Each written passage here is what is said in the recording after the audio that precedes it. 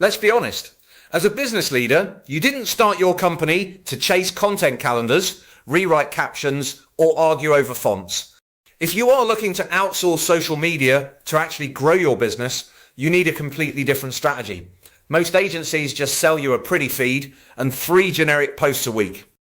But for B2B and professional services, a pretty feed doesn't pay the bills. You need real commercial momentum.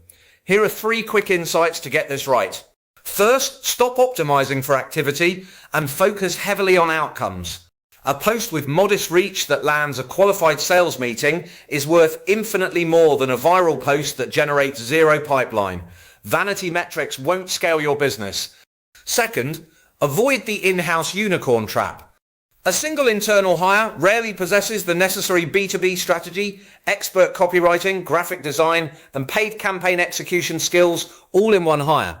Outsourcing gives you an entire specialist team on day one. Finally, remember it's a partnership, not a magic trick.